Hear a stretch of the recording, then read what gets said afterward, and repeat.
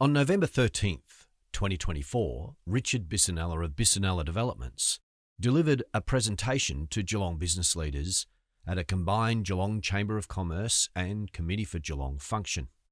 The presentation outlined significant concerns regarding a proposed incinerator for Geelong and the strong case of objection and desire for better alternatives. The following is an excerpt from that presentation. Waste-to-energy, or WTE technology, converts waste materials into usable forms of energy. First used in 1905 in New York, incineration is the oldest form of waste-to-energy technology and involves the combustion of waste to generate electricity or heat. Prospect Hill International, or PHI, have proposed the building of a waste incinerator in Geelong. PHI claim the proposal will generate approximately 35 megawatts of electricity, with the facility capable of treating 400,000 tonnes per year. They claim the waste will consist of 80% residual municipal solid waste and 20% commercial and industrial waste. Incineration creates a number of byproducts including carbon dioxide air emissions, fly ash, and bottom ash. Fly ash is an airborne residue. It is typically highly alkaline and has hazardous properties. It can be expected to be classified as Category A waste in its raw form and would require treatment and stabilisation before it can be disposed of. Bottom ash is collected from the bottom of the furnace and is likely to be Category B or C waste.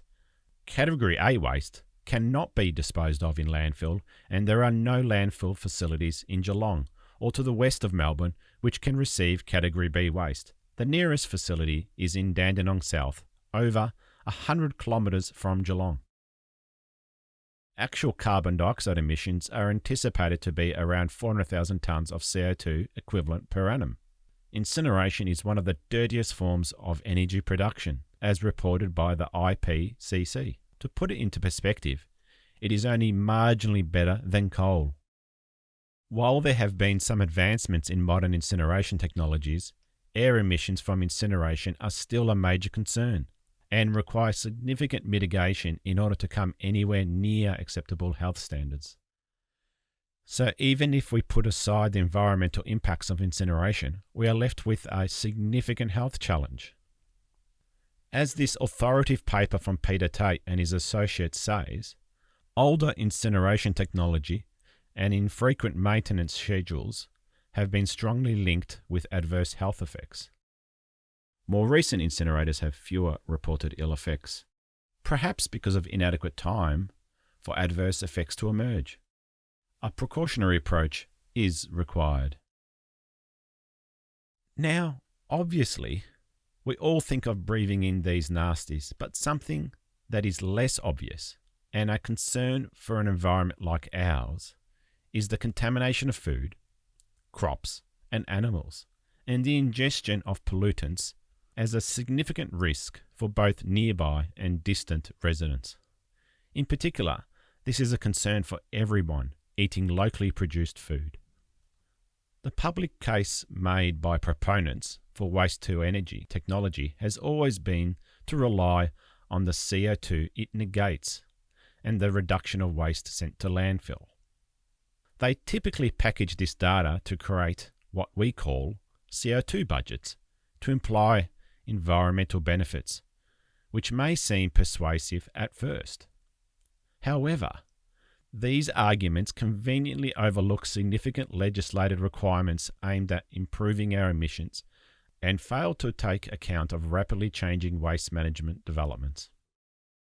While waste incineration may have been a cleaner form of energy in an era when most of our energy was otherwise produced by coal fire, and all of the household waste and organics were being dumped in landfill, that is not the era in which the facility would be operating. The fact is, climate change is a universal challenge, and Australian governments, including Victoria, have the policies in place and are sending clear signals to the market in terms of targets and investment certainty. Here in Victoria, the government has passed legislation requiring renewable energy targets, including 25% of electricity generated from renewables by 2020, 40% by 2025, 65% by 2030, and 95% by 2035. There are other positives too, including the percentage of renewable energy provided to the grid for the national electricity market, which has increased and will continue to increase. The trend is all one way. The carbon intensity of electrical power from the grid is reducing and is forecast to reduce further in the future. This table from Peter Ramsey and Associates shows that in 2021, for every megawatt hour of electricity produced in Victoria, 0.82 tonnes of CO2 equivalents was released.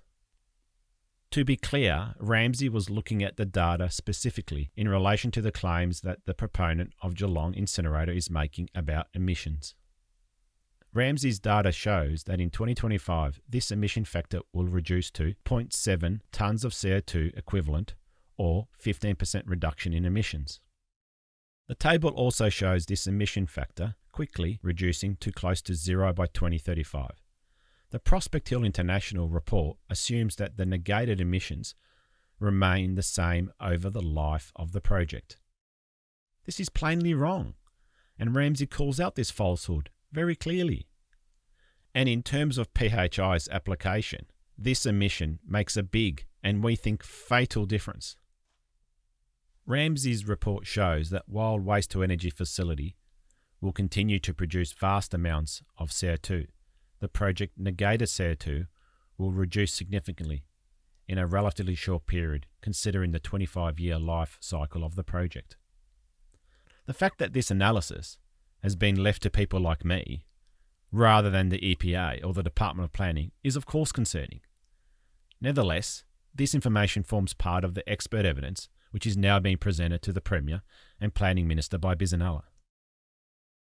Another positive change is the way we are managing waste in the diversion of organic waste to landfill. It is good news for Victorians, but bad news for the Geelong Incinerator. Quite simply, it will run out of the material it is relying on to save emissions. The Victorian Government has introduced a policy for the reduction of organic waste going to landfill, setting a target of 50% by 2030. This will have two significant effects for the incinerator and its CO2 modelling. First, it will increase the amount of CO2 being emitted by the incinerator itself, because the feedstock will include less organic matter and more material with higher quantities of fossil carbon like plastics. Second, it will reduce the amount of methane being released from landfill, and therefore the amount of emissions being negated by diverting waste from landfill.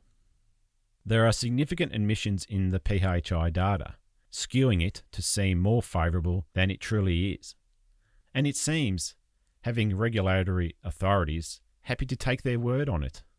We don't shy away from the fact that the Victorian Waste-to-Energy Framework supports waste-to-energy technologies that reduce greenhouse gas emissions compared to the waste-to-energy services they displace. That would appear to be sensible policy, but the analysis by Ramsey shows that this is not the case when it comes to the Geelong proposal. This fact alone should bring the project to an end. The government is also committed to improved landfill gas capture. The emissions of fugitive landfill gas is dependent on the efficiency of the landfill gas capture system at each landfill. The waste projections provide a national estimate based on industry reporting of 45% capture rate. By 2035, the average capture rate is forecast to reach 51%. An incremental increase from 45% to 51% in 2035 is also a significant improvement and has not been taken into consideration by PHI.